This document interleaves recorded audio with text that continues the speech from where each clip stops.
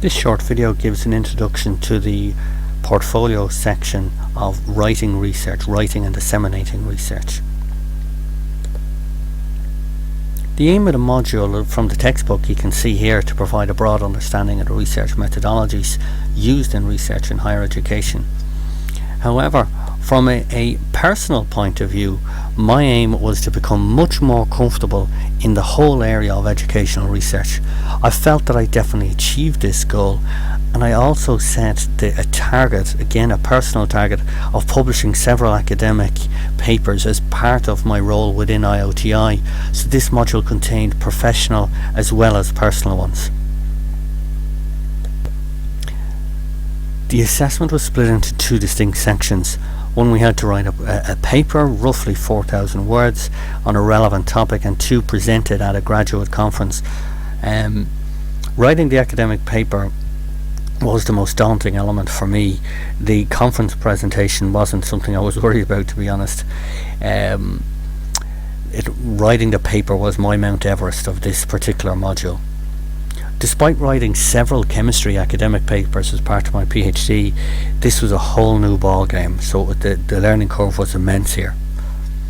I had the privilege of presenting at the EduLearn conference in Barcelona, a thoroughly enjoyable experience, and I wish all my assessments were that enjoyable. In a true constructive alignment style, one of the learning activities associated with this module was a peer assessment sort of constructive feedback on our research paper. I cannot overstate enough how much I enjoyed this assessment and how much I benefited from it. It's definitely a teaching technique that I plan to use in my own classroom.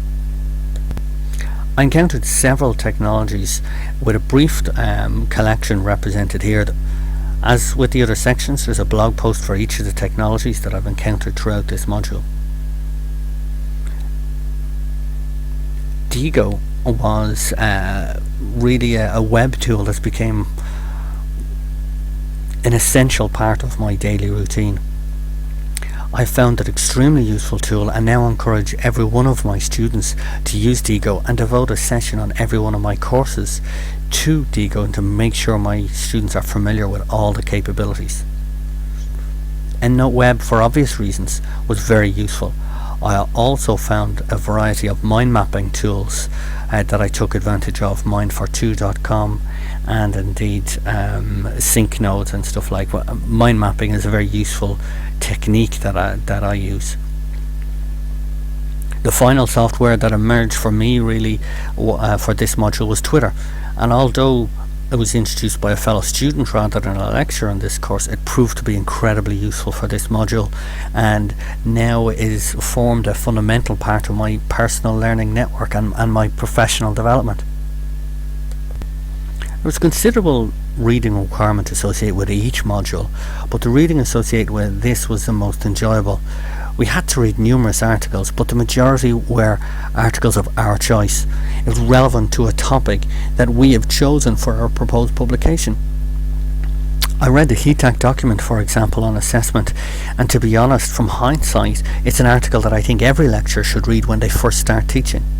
I also read two other particular good books on assessment, one from Phil Race and another from Bloxham Phil Race in 2005 and Bloxham 2007.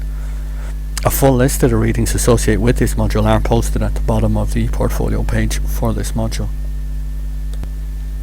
I really enjoyed this module. As I said before, in true constructive alignment, this module involved a peer group activity, something that I really enjoyed and benefited from immensely. Peter and Bruce reviewed my article and gave me considerable constructive criticism, all in a positive light, and delivered very well, and I feel that it really improved the article that I submitted as part of my assessment.